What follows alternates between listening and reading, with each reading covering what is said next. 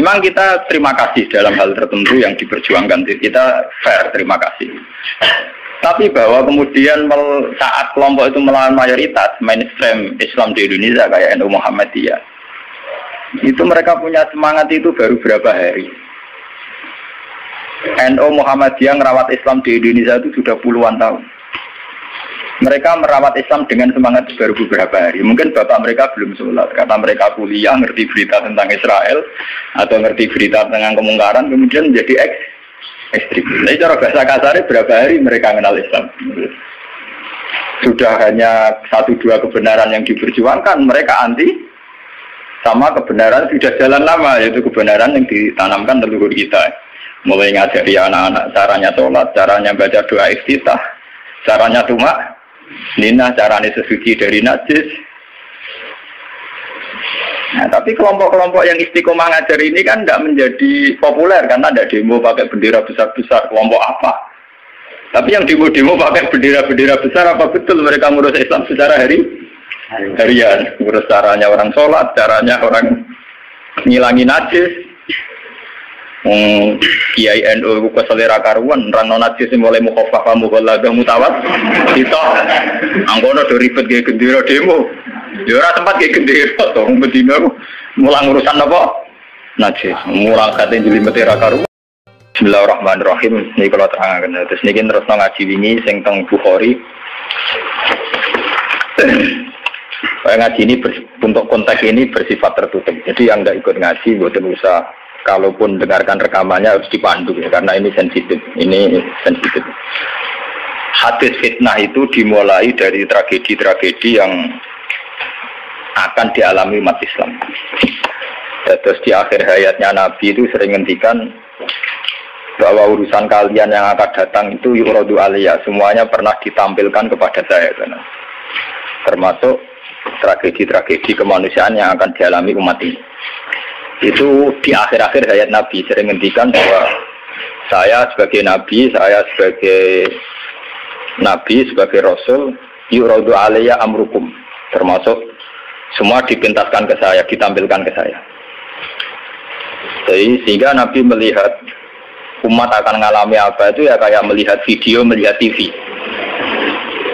Termasuk tragedi KPT Said Husain.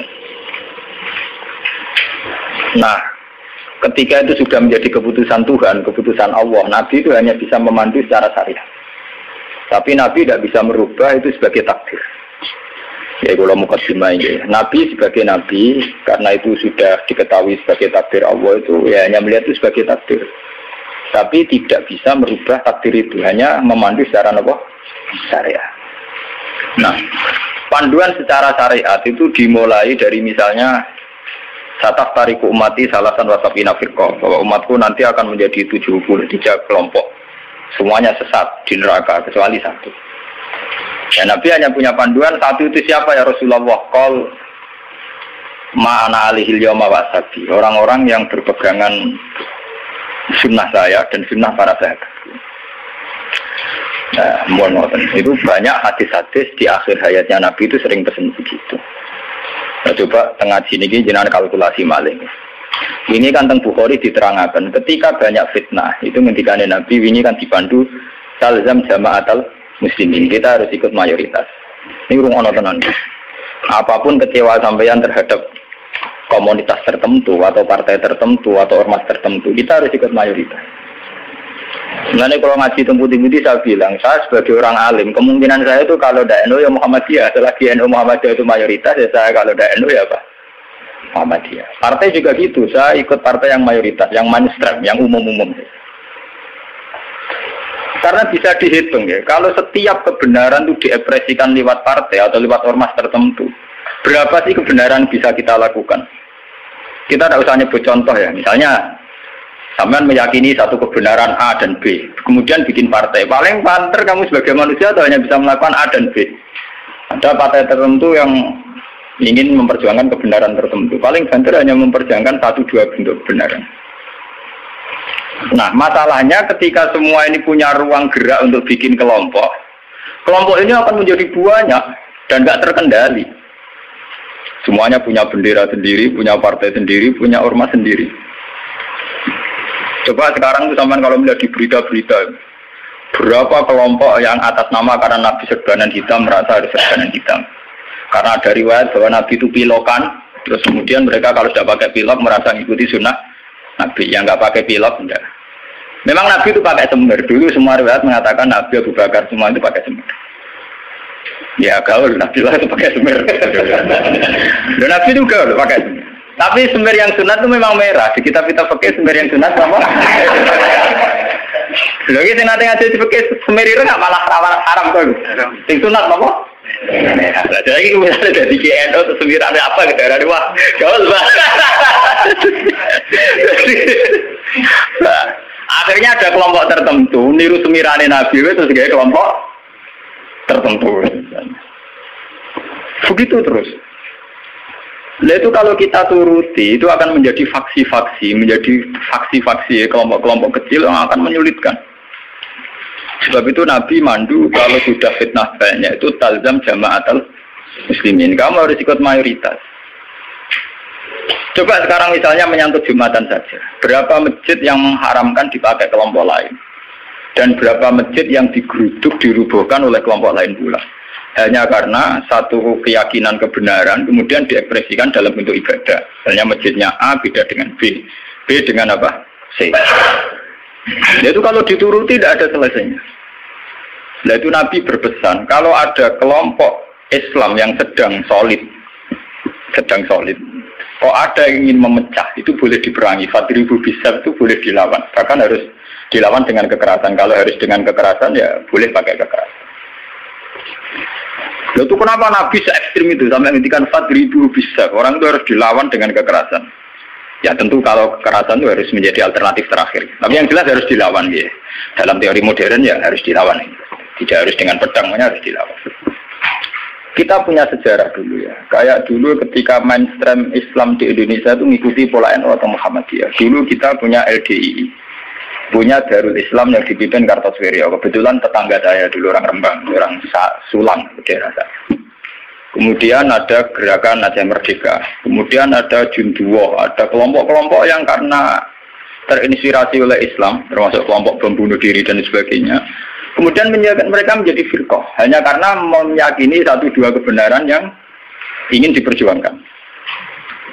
Tapi kelompok ini kan tidak mayoritas terus risikonya kan kurang komunikasi, kurang konsultasi, kurang silaturahim dengan kelompok lain.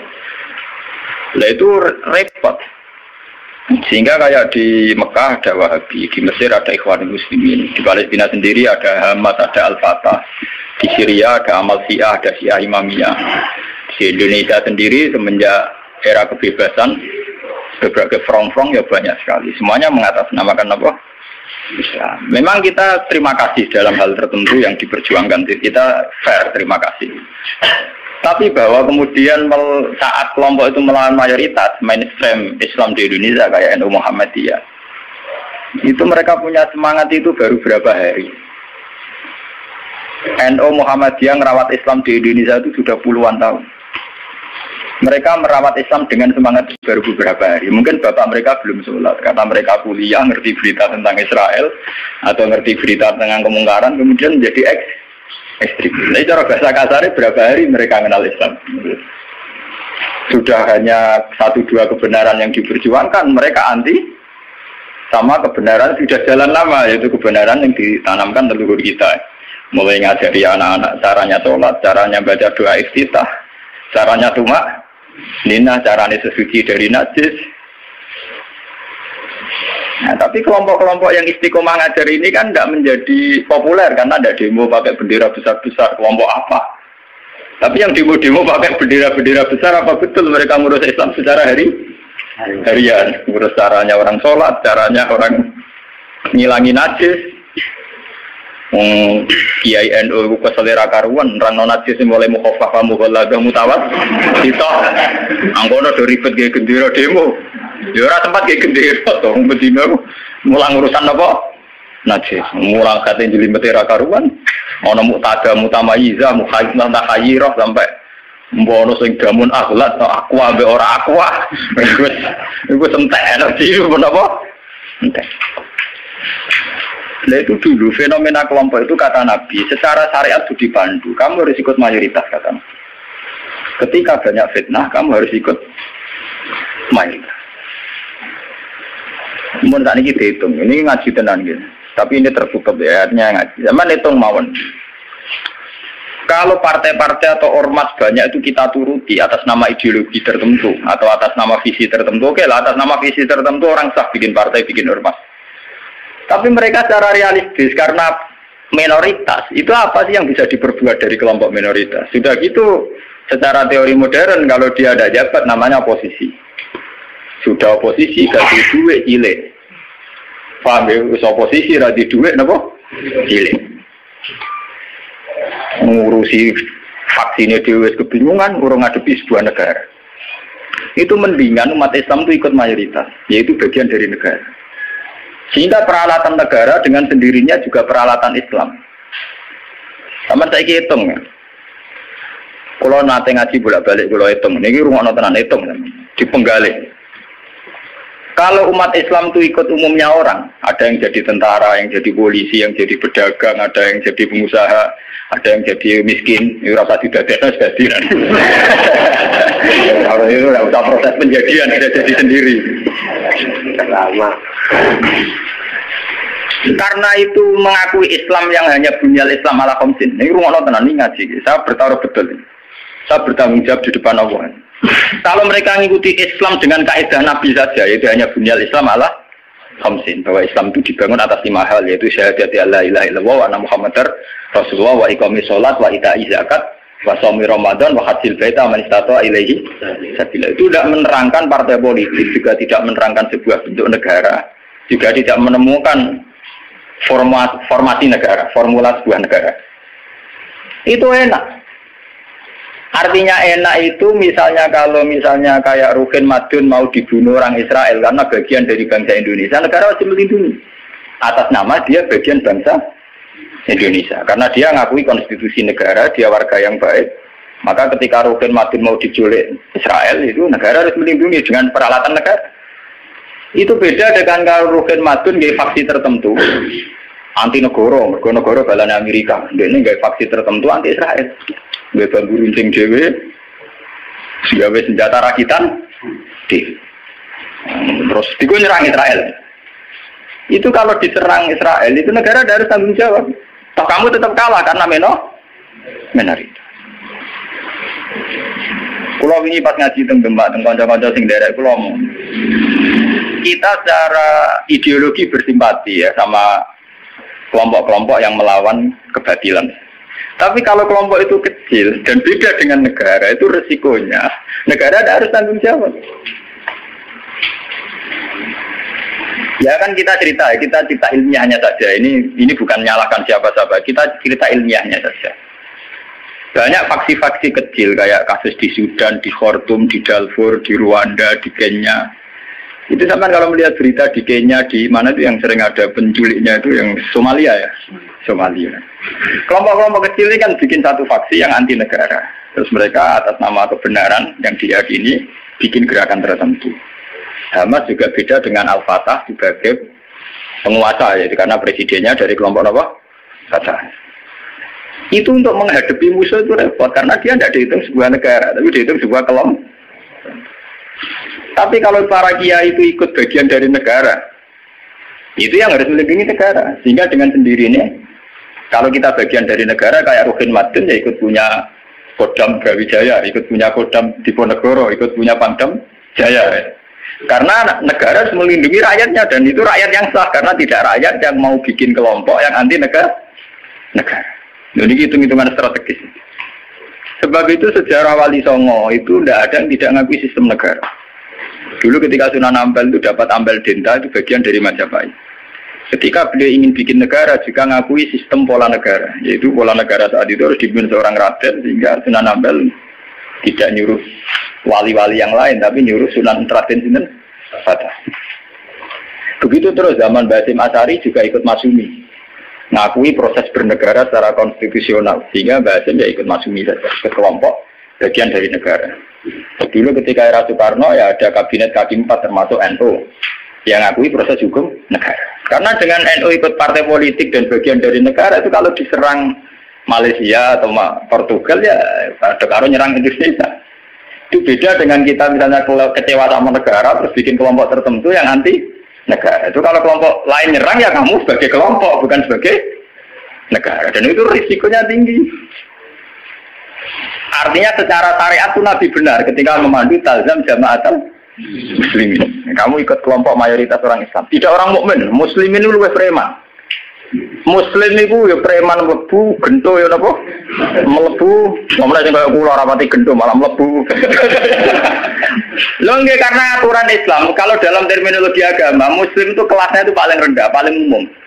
Karena kelas pertama itu Islam, terus iman, terus ihsan. Makanya di Quran itu qolatil a'rabu amanna. Qul lam tu'minu walakin qulu aslamna. Di Quran qolatil a'rab amanna. Wong desa muni amanna.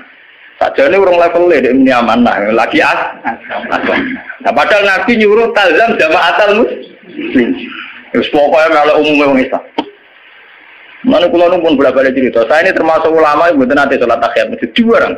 Mergo umume wong ra salat melok ra salat. Saking kula lho nggih, tapi aja tiru lho. Karena saya begitu berangkat dari muata ilmu saya gitu loh. Jadi orang krono kaslan tak hitung secara strategi menapa. Nah, toko-toko kula tak ngene kula seneng. Wah, cocok ngene Gus Ba, umume wong. Nah, kula anggere iso biasa, marung nang pasar nggih biasa, santai mawon. Nanti bakule nggih bangga. Gus Ba sering jarang mriki. Aku lho ora urusan ana cerita ulama marung muruah ora buan. Pokoke umume wong Islam marung ya napa? Marung. Termasuk umume de kasus sithik-sithik duwe. Akhir gak temen-temen. Misale nyenengi tangga selingkuh akhir gak temen-temen, pokoke sing umum-umum mah. Niki penting ya. Kenapa saya mengatakan ini penting? Jika kamu ngitung umat Islam yang soleh saja, maka mayoritas Islam di Indonesia itu hanya 2%. Paling sing soleh orang Islam hanya 2%. Jika kamu ngitung yang agak soleh, maka paling jumlahnya 10%. Coba kalau kamu hitung, pokoknya yang ber-KTP Islam, maka jumlah kita bisa 80%. Aku seneng darani Islam 2% apa 80%. Meskipun resiko 80% sing keramat tungkak, sing doli, Islam kabeh KTP-ne. Dulu kalau Jakarta kan keramat tungkak, kalau Surabaya doli, Jogja, Bondi, Pasar Kembang, Pasar. Nah kalau nanti penelitian, kalau nanti kan termasuk itu memang resikonya dihitung kabeh itu yang mlebu kan. Tapi kamu bisa 80%. Sehingga karena jumlah mayoritas 80% dengan ngitung WTS, lonte, gento dan sebagainya, itu tetap menjadi mainstream. Presiden harus Islam karena dihitung 80%. Coba kamu nuruti kesalahan sepihak, maka Islam jumlahnya hanya 2%. Maka berarti presiden cek kafir, cek Kristen nggak masalah karena jumlah umat Islam itu orang persen. Yani bu anggap Islam ra penting, Islam ra kanggu mergo WTS. Ya tapi akhirnya gara-gara bu itu jumlah orang Islam mau 5%. Resikonya di presiden Kristen itu masalah karena mau dihitung. Coba kalau kamu tetap hitung semua, itu tetap 80%. Akhirnya kita tegak sebagai mayoritas. Memang kamu madun Islam mayoritas sudah ditopang Islam BTS maling dan sebagainya. Bedene kiai lah. Kita berdiri tegak sebagai mayoritas itu ditopang Islam sing jualan sing gendho-gendho. Dari apa kita tegak sendiri? Sebab itu Nabi memandu. Kalau kelompok sudah bulat, itu tetap kita ikut mayoritas. Talzam jama'atan muslimin. Itu ngaji kita. Makanya wa huwa mustami'un. Kita masih sepakat bahwa Islam itu harus jalannya bunyal Islam ala khamsin. Kita mengikuti panduan hadis sahih bahwa Islam hanya bunyal Islam ala khamsin. Yang namanya Islam itu ya hanya syahadat, sholat, zakat, puasa dan haji. Titik. Nah, bahwa ini cerita ilmu sosiologi. Bahwa kita ingin punya presiden Islam, bupati Islam, gubernur Islam, itu bawaan psikologi mayoritas. Itu eleng-eleng, bukan ideologi Islam. Saya sebagai ulama bertanggung jawab terhadap mazhab ini. Kita ingin presiden Islam, bupati, gubernur Islam, legislator Islam, itu bawaan kita sebagai mayoritas. Karena kita sebagai mayoritas, tentu presidennya dari kelompok mayoritas, yaitu Islam. Andai kan Islam kita itu di NTT, andai kan Islam kamu itu di Ambon atau di Bali, kamu tidak akan, misalnya Madun sekarang di Bantul. tersinggung ketika bupatinya ada Islam. Coba kalau kamu ditekdir jadi orang NTT. Paling bupati ini Kristen, yang penting nggak merubah masjid. Misalnya Mustafa begini hidup di Amerika, dia paling pikirannya kan dia tidak mensyaratkan presiden Islam, ya nyarat gubernur Islam. Yang penting nggak ngusir wong Islam. Tapi saat dia bantul karena mayoritas, dia mensyaratkan bupatinya. Nah, itu bukti bahwa keinginan kita punya bupati gubernur Islam itu bawaan psikologi mayoritas, bukan bawaan ideologi Islam. Kalau Islam ya hanya bunyal Islam malah khamsin. Bangunan Islam ya hanya 5 itu. Bangunan iman ya hanya 6 itu. Paham ya? Nah, Kak, sama nggak usah teruskan. Kalau gitu partai politik Islam penting benar. Itu sensitif. Nah, takut kamu sensitif. Mau balik ngaji ini sensitif. Senengannya kok takut sing sensitif. Takut sing umum mau. Misalnya takut sing umum. Lah penake piye ke wong Islam? Ya duwe ora sithik-sithik, nak dosa di sepuro pengiran. Wong di duwe ora dosa lho, kan. Tapi rutin di sepuro pengiran. Tapi ini ngaji, ini penting ngaji. Jadi ngaji yang kemarin kan jelas ya, ketika banyak fitnah, banyak tragedi, pesan Nabi Nabi talzam jamaatan. Itu dalam sebuah hadis ada yang lebih ekstrim lagi. Nabi ngendikan waman sadda finnar. Siapa yang ingin bikin kelompok sendiri, merasa benar sendiri, maka waman sadda finnar. Dia akan masuk neraka. Itu artinya pentingnya sebuah mayoritas. Karena mayoritas ini penting, kita akan ikut sesuai umumnya orang. Karena warahmati wasiat kullase. Kalau kita ngaji secara tasawuf, ya warahmati wasiat kullase.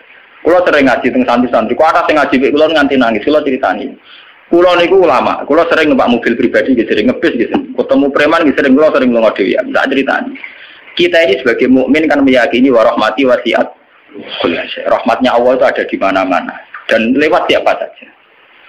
Kalau kita misalnya jadi kiai, wah sementing ngurusi santri, sekali mau dewean kecelakaan. Wong sini dalan-dalan rata-rata wong fase. Sing sering memberi pertolongan dini, nak nong kecelakaan ning dalan-dalan, ya wong ning dalan-dalan. Kurang arah Pak Kiai, kurang arah wong pati soleh tenanan. Tapi ternyata Allah membuat orang di jalan-jalan hikmahnya banyak. Mereka adalah orang-orang yang sering melakukan pertolongan dini saat ada kecelakaan. Mereka adalah orang-orang gara-gara nih dalan-dalan nong kesasar takut alamat ditakoi. Kue tahu di ganjaran zona alamat nong kesasar. Kok kita orang tahu nih dalan? Tapi ternyata rahmati Allah dilipat nong nih dalan-dalan. Kita lu ngoning di raro alamatnya takut orang yang di jalan. Kita harus iman karo rahmati wasiat kula. Rahmatnya Allah di mana?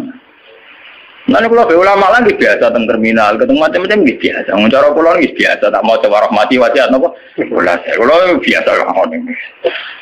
Ya artinya ya kita harus iman. Dan saat kita meyakini mayoritas bahwa rahmatnya Allah Taala itu mayoritas, Islam juga mayoritas. Kita merasa saat di pondok ya kumpul orang Islam, saat di terminal kumpul orang Islam, ninggalan di kumpul orang Islam. Coba kalau kamu pakai eksklusif. Terminal gitu cabut itu fasek kabeh. Baru ngono butuh ngising itu wis wong fasek wong bayar. Kok dalili, ngomong kok bayar fasek. Nah, kowe malah iso ngising kan. Fasek ka Allah, penting nyediakno WC kena bengi. Di Bang Soleh rabi fasilitas. Fasek ka Allah. Jadi contoh-contoh betapa eksklusisme, satu perasaan eksklusif itu menyesatkan. Allah sendiri terbuka rahmati wasiat kulas. Lah kulase ini lebih dekat mayoritas apa minoritas? Lebih dekat teori apa? Mayoritas. Nah, makanya saat ini kita ngaji nih, ya, bahwa panduan Nabi untuk mengikuti mayoritas itu secara syariat memang sudah benar, dan setelah teori rasional teknis juga sudah benar. Cuma kan saya harus menyampaikan ini lewat ngaji, bahwa ini bukan akal-akalannya Gus Bah, memang ada di kitab yang diyakini sahih, yaitu kini kitab Muslim. Muslim itu 2 kitab, yang satu paket dengan Bukhari nopo Muslim. 2 kitab yang diyakini sahih setelah kitab buah. Ya, dalam keyakinan mayoritas orang Islam setelah kitab buah adalah kitab Bukhari nopo Muslim. Dan lewat kitab sahih ini sampean tahu bahwa panduan mengikuti mayoritas adalah panduannya Nabi. Paham ya? Panduannya sinten? Nabi. Mulai iki ngalim-ngalim Jawa juara bejoban. Umumnya wong nganggo hem. Ini biasa umum wong. Kan Karena mereka tahu betul pentingnya mayoritas, pentingnya tradisi mayoritas. Mereka jarang orang-orang alim mau memaksakan jubahan, maksudnya paling kadang-kadang kasumatan bin macam, tapi ini mau ya orang tertentu, jubarang gitu, semua ngalim. Nah rapati ngalim kata, tapi nak jubarang mau dapat terus, mau ngalim-ngalim kali beru mesti biasa-biasa lah. Mana? Terkuat ya tenang. Saya ngomong-ngomong apa? Mau terus akan ini lah. Ketika kebenaran itu ternyata tidak sesuai dengan perilaku pejabat atau perilaku sebuah pemerintahan itu kayak apa? Nah ini terus babu wujubil ingkar ala lumara fima yukhalifu syarka wa tarki qitalihim ma sallallahu wa nahwi dzalik. Ini panduan bagaimana ketika kebenaran itu benturan dengan pejabat-pejabat yang korup, yang salah, dengan hukum-hukum pemerintahan yang salah itu gimana? Ini langsung kalau baca hadisnya gitu. Bahwa saat demikian kita wajib ingkar tapi tidak harus perang. Kalau wajah.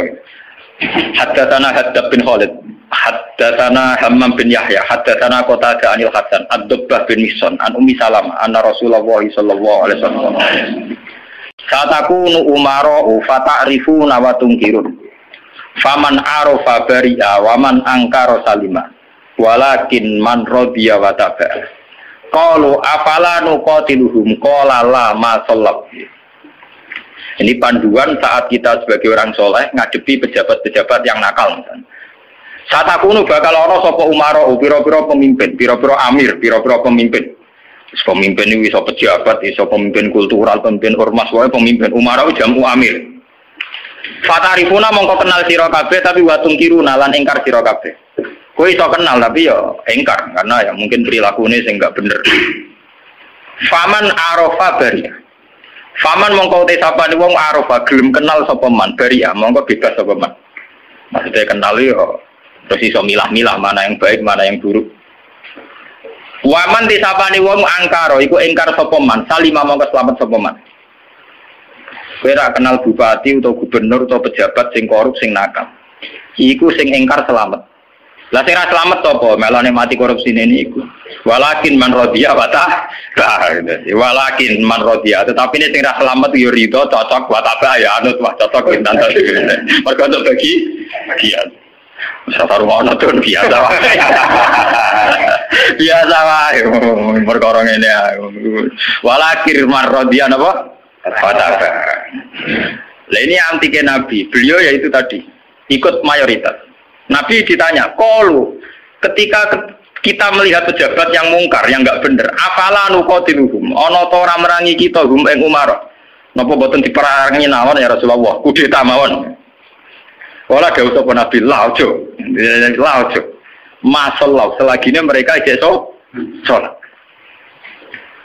Ini menunjukkan gitu bahwa ini loh, ini hadis sahih bahwa ajaran Nabi untuk melihat kemungkaran itu tidak ada yang ajarannya itu disuruh revolusi pakai kudeta itu tidak. Apalah nuqatiluhum jawab Nabi napa? Lah jangan. Apa tidak kita perangi ya Rasulullah? Jawab Nabi napa? Jangan. Tapi anti Nabi itu hanya punya syarat satu, lama sholat selagi pejabat-pejabat itu masih sholat. Ini ngaji kelas tinggi amun salah paham. Kenapa Nabi hanya minta syarat satu sholat? Bagi seorang Nabi selagi dunia ini masih ada orang sujud kepada Allah, masih menjaga konstitusi agama yang berupa sholat, yang disembah masih Allah, itu masih normal. Mungkin pejabat itu punya kesalahan, dia korupsi, dia menggencet rakyat, dia apa. Tapi selagi dia sholat, kata Nabi itu tidak boleh revolusi. Nah itu kan menjadi misteri. Apa kira-kira alasannya Nabi kok hanya bersyarat lama sholat selagi masih sholat? Kemungkinannya dua, kemungkinan secara teori ulama lagi. Secara teori ulama, kalau ulang lagi, ini sudah di luar teori sosiologi, teori demokrasi masalahnya. Ini harus pakai teori ulama. Kalau teori demokrasi kan kalau mayoritas protes dan sah secara pemilu ya sah dia jabat, yang minoritas menjadi oposisi. Kalau dalam teori demokrasi kan gitu. Cuma kalau namanya teori demokrasi kan kalau satu Indonesia maling semua terus partai maling mayoritas ya yang jabat harus maling. Makanya kalau ingin BTS itu supaya legal, Indonesia jadi BTS bikin partai lonte itu kalau menang ya jabat. Karena yang dipakai demokrasi adalah suara terbanyak. Loh iya, terus resikonya demokrasi kan suara terbanyak harus dilegalkan mimpin kan? Kalau terbanyak gendut semua ya harus. Makanya preman kemarin kalah sama jenderal kan dia kurang solid, dia harusnya orang jadi preman dulu semua. Bikin partai preman kalau mayoritas ya harusnya jabat. Nah ini saya bicara tentang teori ulama. Kenapa Nabi mensyaratkan jangan kamu revolusi, jangan kamu kudeta selagi mereka masih sholat. Bagi seorang nabi, bagi seorang ulama, bagi seorang wali, selagi makhluk yang di dunia ini masih bertautan dengan langit, bertautan dengan Allah, berhubungan dengan Tuhan, itu masih dianggap normal. Masih dianggap apa? Normal. Bukan benar loh ya, normal. Karena ya wa ma khalaqtul jinna wal insa illa liya'budun. Makanya caranya harus sholat. Karena masih normal. Artinya seorang nabi itu tidak jagal-jagal amat ketika seorang yang nakal itu masih sholat. Seorang yang zina masih sholat. Karena masih sholat itu artinya masih ngaku eksistensi Tuhan. Artinya dia masih ngaku eksistensi apa? Tuhan. Kalau sudah fasik tidak sholat itu sudah tidak ngaku eksistensi Tuhan. Dia bisa kecelok komunis atau ateis atau apa saja. Lebih parah lagi. Itu kenapa sirinya, kenapa dosa syirik begitu tidak diampuni, dianggap dosa terbesar karena memungkiri eksistensi apa? Tuhan. Selagi orang masih sholat itu ngaku eksistensi Tuhan. Ya teman saya ingin pikir. Nah, tapi korupsi kan menyengsarakan rakyat. Korupsi itu menyengsarakan rakyat dalam konteks rakyat yang nggak punya ketahanan. Karena misalnya APBD dikorupsi bupati sehingga tidak ada pembangunan Bantul atau Sleman atau negara mana saja. Paling banter sarana umum yang terbengkalai. Tapi masyarakat yang punya ketahanan hidup secara baik, dia punya pertanian yang baik, punya perdagangan yang baik. Itu pejabat korupsi hanya dia dosa saja dengan Tuhan karena rakyatnya punya ketahanan sendiri. Makanya Nabi berpesan semua kesalahan itu dimulai dari masyarakat tidak punya ketahanan. Alaikum anfusakum la yadurrukum man dhalla idza ihtadaytum.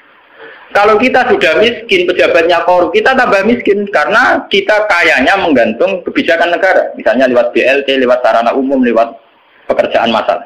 Tapi kalau kita sudah kaya, pejabat korupsi itu hanya salahnya dia dengan negara, tidak punya akibat ke kita karena kita sudah kuat.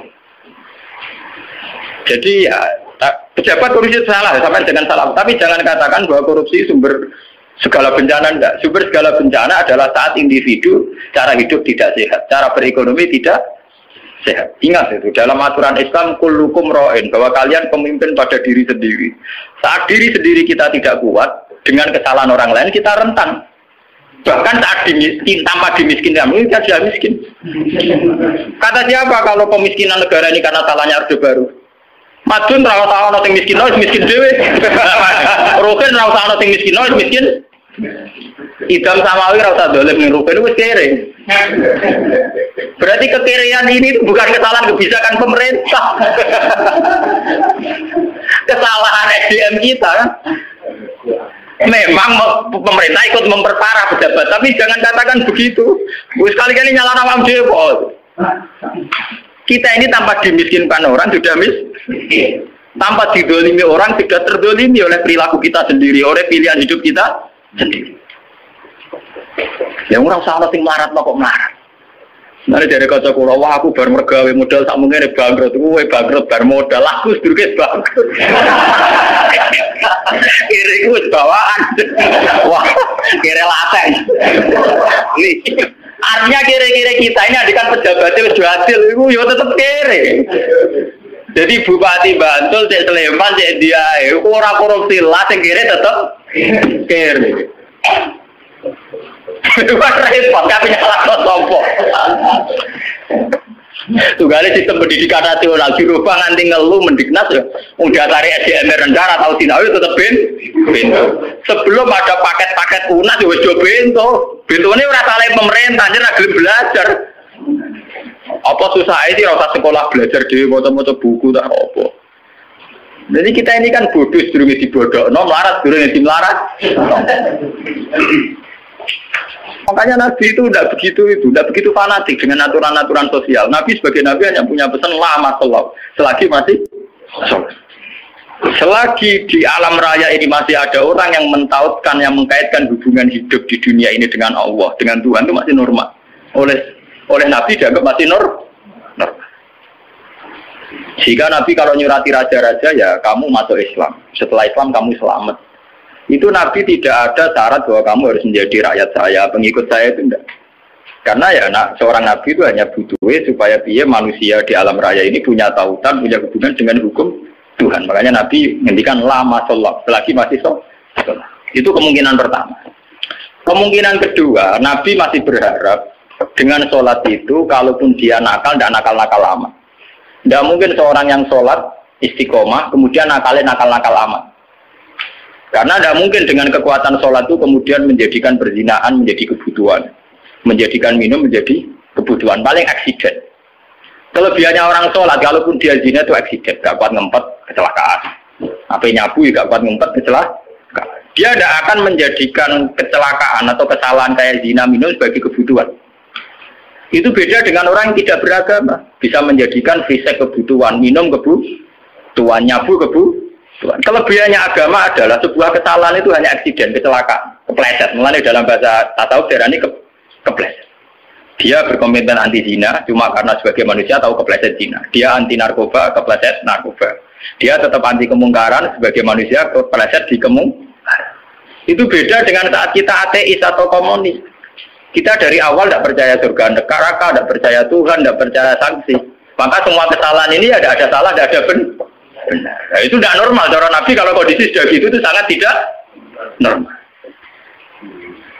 Paham ya? Makanya harus dibedakan kesalahan yang menjadi kebutuhan dengan kesalahan jadi aksiden, hanya kecelakaan. Ya kayak Rokan sebagai sufi ya kan merem, tapi sebagai wong ya kadang kecelakaan dulu orang ayu. Tapi dia yakin itu dosa, ya yakin dan ya istighfar. Itu kelebihannya agama kan gitu. Orang ya di ruang salah tapi balik meneh, salah balik meneh. Makanya bahasanya orang agama itu kan munib, orang yang mudah kembali. Ya karena kesasar barang mulai meneh. Jadinya munib, rojak. Agama itu ya syaratnya kan gampang, munib, ya mudah kembali. Bar kesasar tidak balik meneh, kesasar meneh balik meneh.